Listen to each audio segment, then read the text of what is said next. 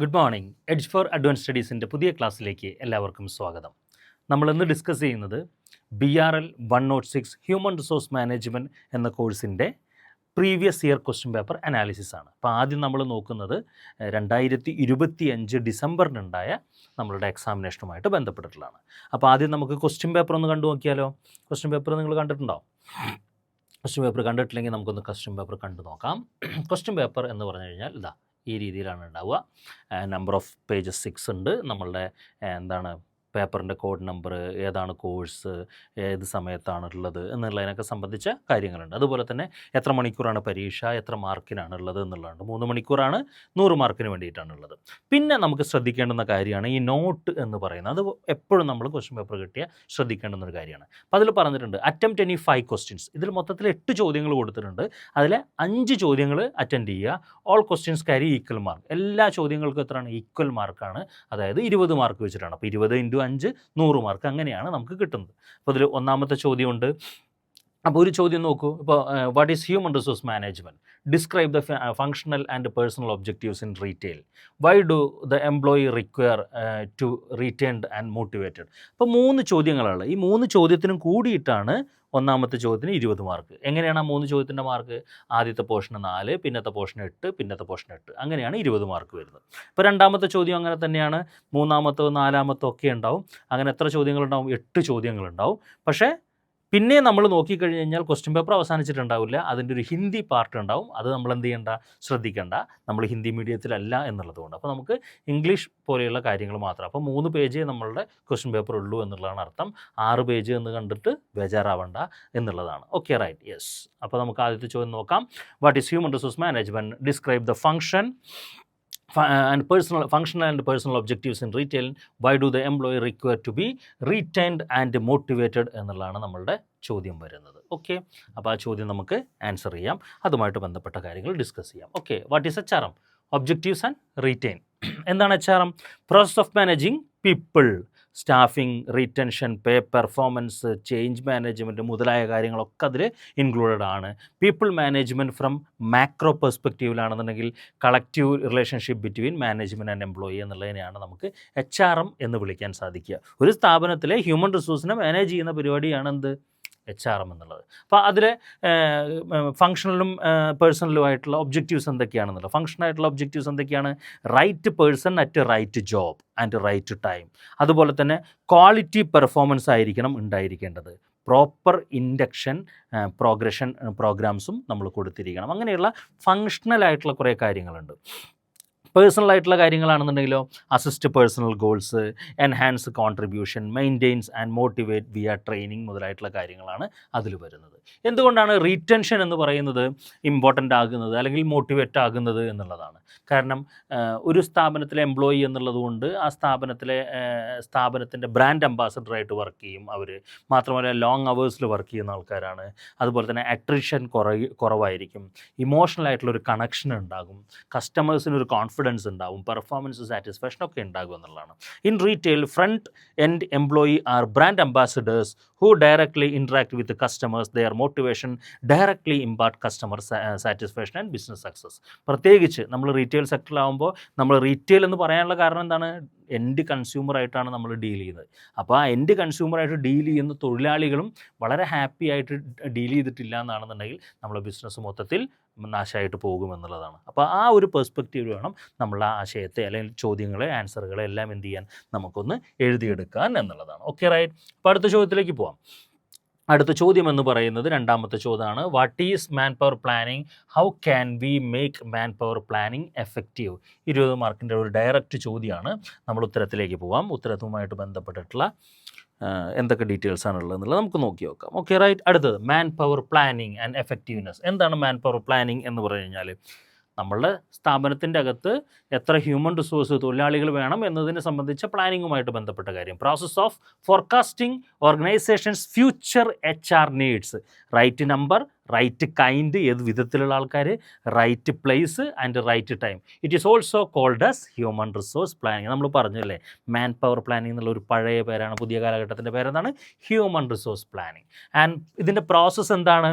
Establish objectives ആയിരിക്കണം, environmental analysis നടത്തണം, demand forecasting നടത്തണം, അതുപോലെ തന്നെ സപ്ലൈ എത്രത്തോളമാണ് നമ്മളുടെ മാൻ പവേഴ്സിൻ്റെ സപ്ലൈ മാർക്കറ്റിലുള്ളതെന്ന് നോക്കണം, അതുപോലെ തന്നെ ഗ്യാപ്പ് ഉണ്ടോ എന്ന് നോക്കണം. എന്നിട്ട് ആ ഗ്യാപ്പ് മെയിൻറ്റെയിൻ ചെയ്യാൻ വേണ്ടിയുള്ള എന്താണ് ഡെവലപ്മെൻറ്റൽ സ്ട്രാറ്റജി നമ്മൾ ഫോളോ ചെയ്യണം. എന്നിട്ട് ഇംപ്ലിമെൻറ്റ് ചെയ്യണം, മോണിറ്റർ ചെയ്യണം, ആൻഡ് ഇവാലുവേഷൻ ആൻഡ് ഫീഡ്ബാക്ക്. ഇതൊരു കണ്ടിന്യൂസ് സൈക്ലിക്കൽ പ്രോസസ്സാണ് ഈ പറയുന്ന man power process planning process എന്ന് വിളിക്കുന്നത്. ഇനി ഇതിൻ്റെ എഫക്റ്റീവ്നെസ് ഉണ്ടാക്കാനുള്ള കാര്യങ്ങൾ എന്തൊക്കെയാണ്? Align with business objectives. നമ്മളുടെ ബിസിനസ് ഒബ്ജക്റ്റീവ്സും ഹ്യൂമൻ റിസോഴ്സിൻ്റെ ഒബ്ജക്റ്റീവും നമ്മൾ എന്തായിരിക്കണം? അലൈൻഡ് ആയിരിക്കണം. കണ്ടിന്യൂസ് മോണിറ്ററിങ് വേണം. തൊഴിലാളികളെയും മറ്റുമൊക്കെ നമ്മൾ എന്ത് ചെയ്യണം? കണ്ടിന്യൂസ് ആയിട്ട് മോണിറ്റർ ചെയ്യുക എന്നുള്ളതാണ്. Use data analytics. തീരുമാനങ്ങൾ എടുക്കാൻ നമുക്ക് എപ്പോഴും ഉപയോഗപ്പെടുത്തേണ്ടതാണ് ഡാറ്റയുടെ പുറത്തായിരിക്കണം, ഇൻറ്റൻഷൻ്റെ പുറത്തായിരിക്കരുത്. നമ്മളുടെ ഒരു അസംഷൻസിൻ്റെ പുറത്തായിരിക്കരുത്. Involve all department, consider external factors also. നമ്മളുടെ പലതരത്തിലുള്ള എക്സ്റ്റേണൽ എൻവയോൺമെൻറ്റ് കാര്യങ്ങളുണ്ടാവും, അതിനൊക്കെ നമുക്ക് മനസ്സിലാക്കണം. എക്സ്റ്റേണൽ എൻവയോൺമെൻറ്റ് എന്ന് കേട്ടാൽ തന്നെ നമുക്ക് എന്താണ് അറിയേണ്ടത്? പെസ്റ്റൽ അനാലിസിസ് എന്ന് പറയുന്ന വാക്കാണ് നമ്മളവിടെ ഉപയോഗപ്പെടുത്തേണ്ടത് എന്നുള്ളതാണ്. റെഗുലർ റിവ്യൂ അഡ്ജസ്റ്റ്മെൻറ്റ് ഉണ്ടാവണം, അതുപോലെ തന്നെ ഇൻറ്റഗ്രേറ്റ് വിത്ത് സ്ട്രാറ്റജിക് പ്ലാനിങ് പോലെയുള്ള കാര്യങ്ങളും ഉണ്ടാകണം എന്നുള്ളതാണ്. ഓക്കെ, അപ്പോൾ നമ്മൾ മൂന്നാമത്തെ ചോദ്യത്തിലേക്ക് പോവാം. മൂന്നാമത്തെ ചോദ്യം എന്ന് പറയുന്നത് നമുക്ക് നോക്കാം. മൂന്നാമത്തെ ചോദ്യം എന്തായിരുന്നു? Define induction, explain its purpose and different steps involved in induction process എന്നുള്ളതാണ്. അതായത് എന്താണ് ഇൻഡക്ഷൻ എന്നുള്ളത്, ഇൻഡക്ഷൻ്റെ പ്രോസസ്സ് എന്താണ് എന്നുള്ളത് പറയുക, എഴുതുക എന്നുള്ളതാണ്. അപ്പോൾ ഇൻഡക്ഷൻ എന്താണെന്നുള്ളത് നമുക്കറിയാം. എന്താണ്?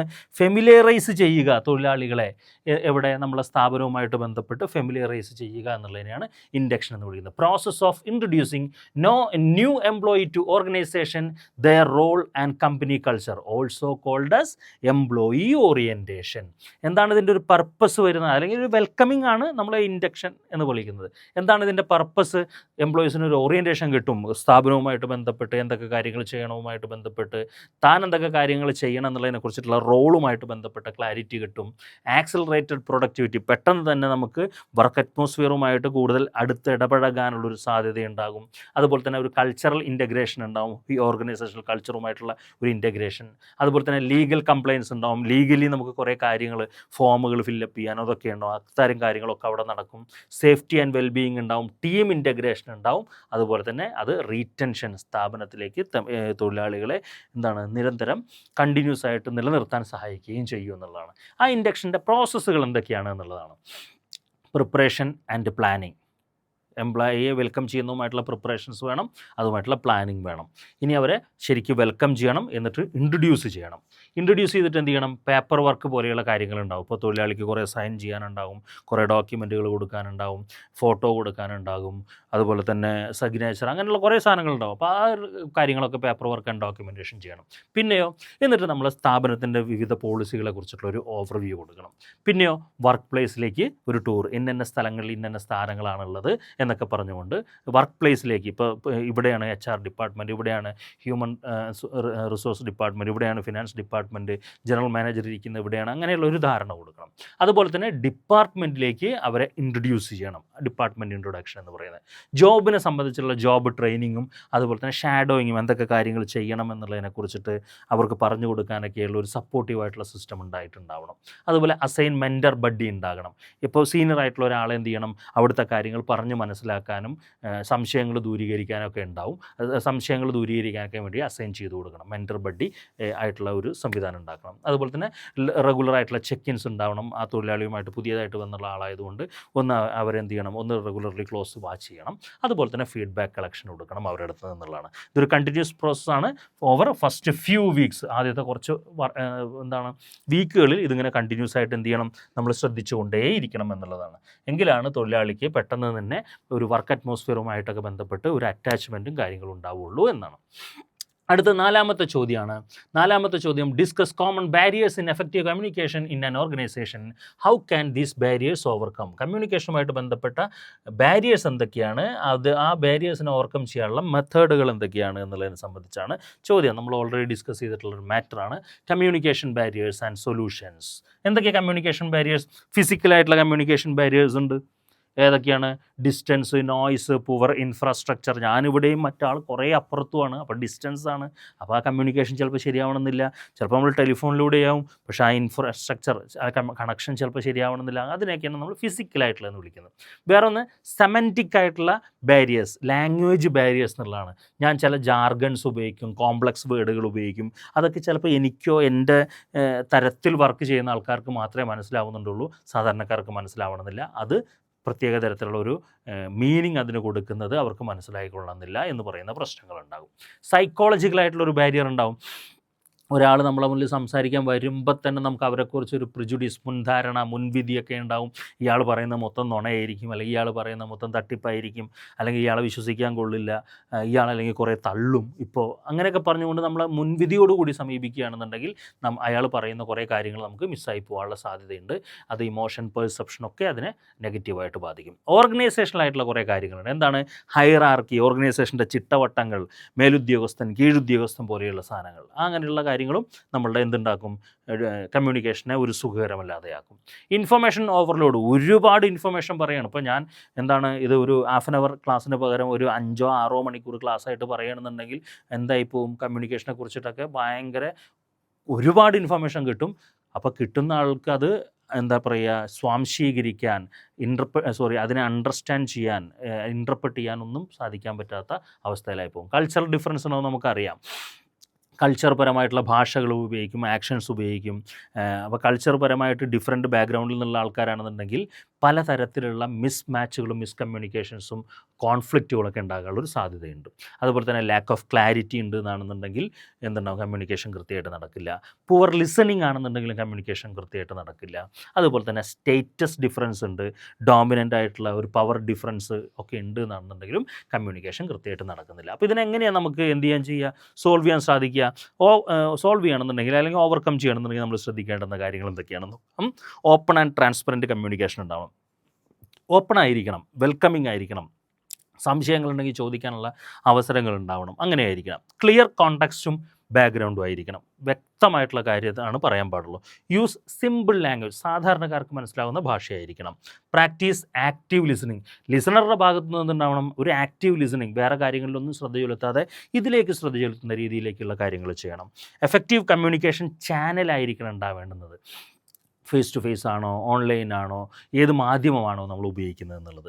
റെഡ്യൂസ് ഹൈറാർക്കി ഇമ്പാക്റ്റ്, പൊസിഷണലായിട്ടുള്ള ഓർഗനൈസേഷനിലെ പൊസിഷനുമായിട്ട് ബന്ധപ്പെട്ടുണ്ടാകുന്ന കാര്യങ്ങൾ, ഞാൻ സീനിയർ ആയിട്ടുള്ള ഒരാളാണ്, ഞാൻ പറഞ്ഞ ആൾക്കാരൊക്കെ കേൾക്കണം, അങ്ങനെയുള്ള സാധനങ്ങളൊക്കെ ഒന്ന് കുറച്ച് ഒരു ഹ്യൂമനിസ്റ്റിക് ലെവലിലേക്ക് ആൾക്കാർ വരണം.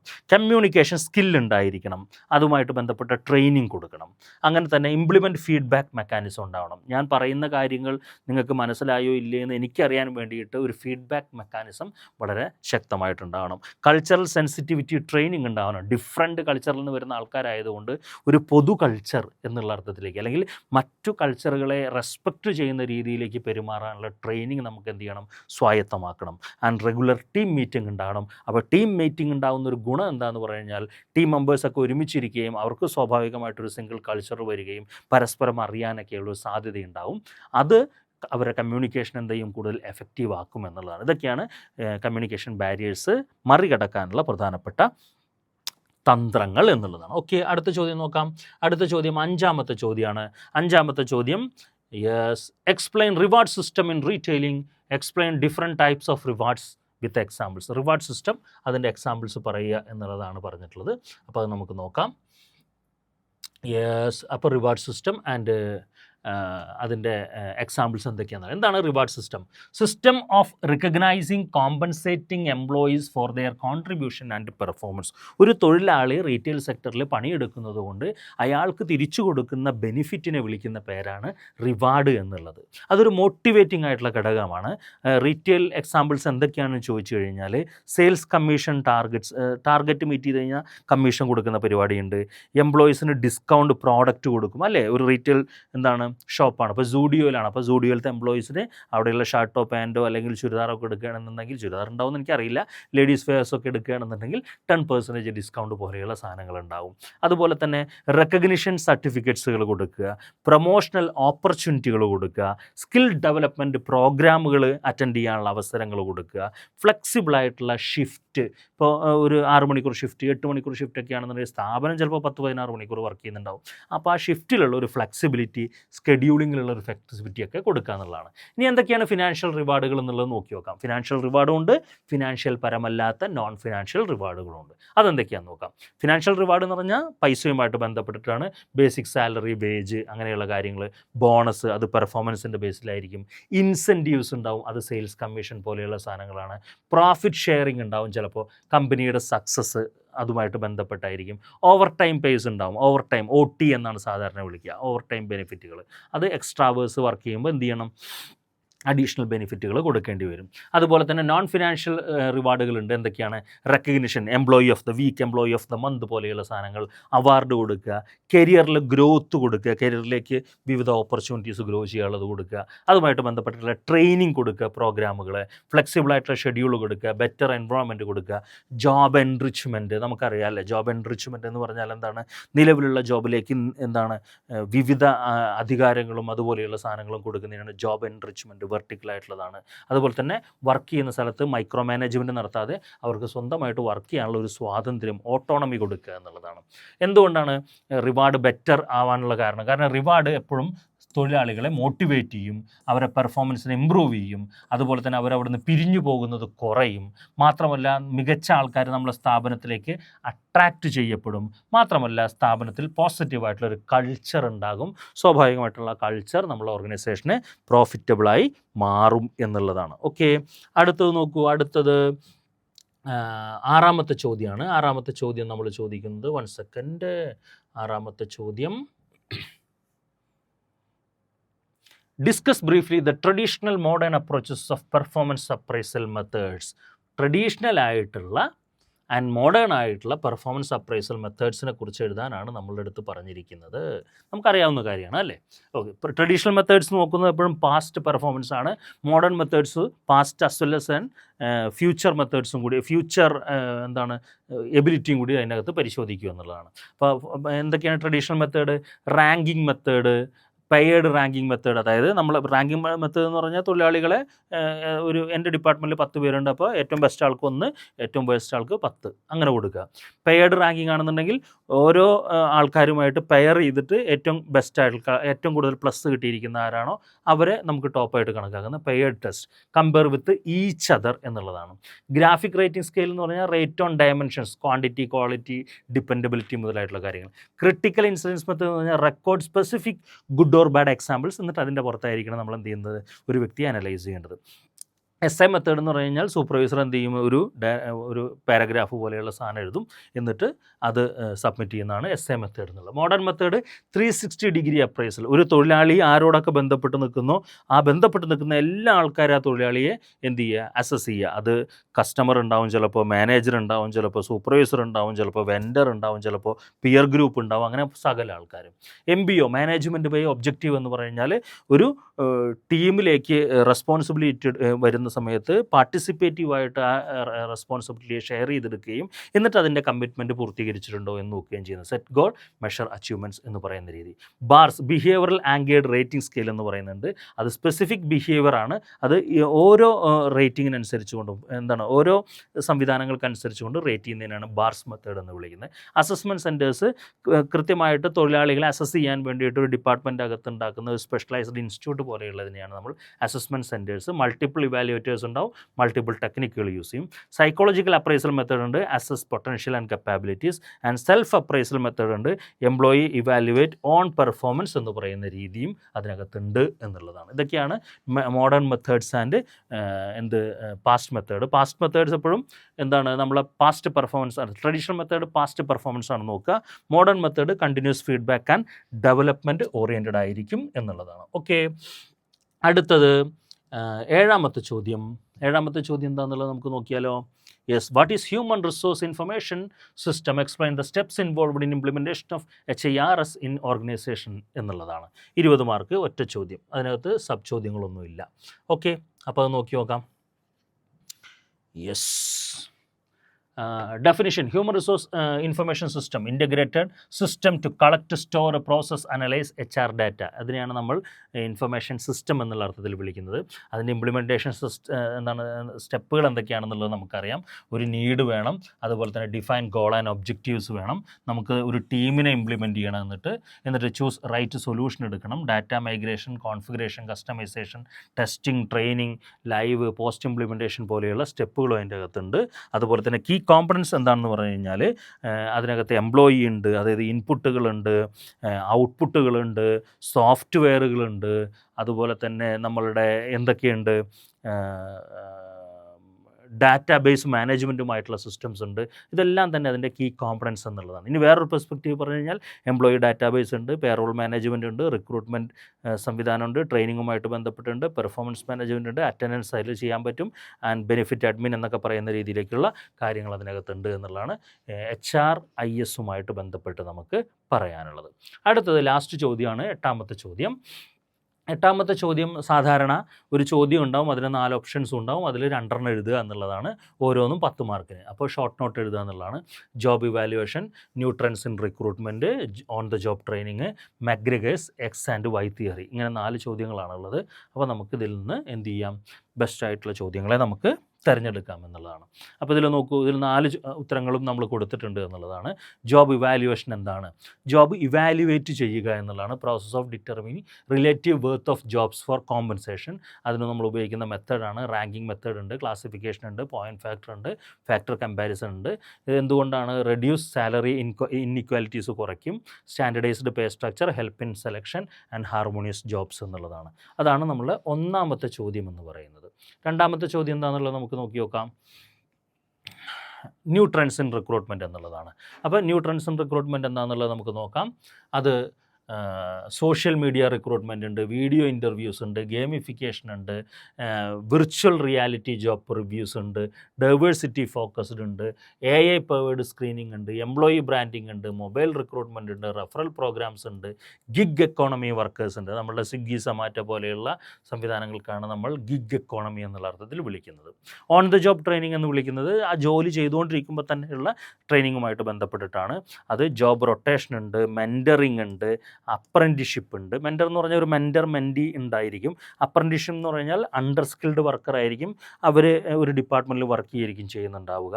കോച്ചിങ് ഉണ്ട്, 1-to-1 ഗൈഡിങ് ആയിരിക്കും, ഒരു കോച്ച് ഉണ്ടാവും, കൃത്യമായിട്ട് ആ കോച്ചായിരിക്കും എന്ത് ചെയ്യുക, കാര്യങ്ങൾ എന്തൊക്കെ ചെയ്യണം തീരുമാനിക്കുക. മെൻറ്ററിനേക്കാളും കുറച്ചും കൂടി സ്ട്രോങ് ആയിട്ടുള്ള എന്താണ് ഫോർമൽ സ്ട്രക്ചറാണ് കോച്ചിങ്ങിൽ ഉണ്ടാവുക. അതുപോലെ തന്നെ ജോബ് ഇൻസ്ട്രക്ഷൻ ഉണ്ട്, അതുപോലെ തന്നെ കമ്മിറ്റി ഉണ്ട്. ഇതൊക്കെ തന്നെ ഓൺ ദ ജോബ് ട്രെയിനിങ്ങുമായിട്ട് ബന്ധപ്പെട്ടിട്ടുള്ളതാണ്.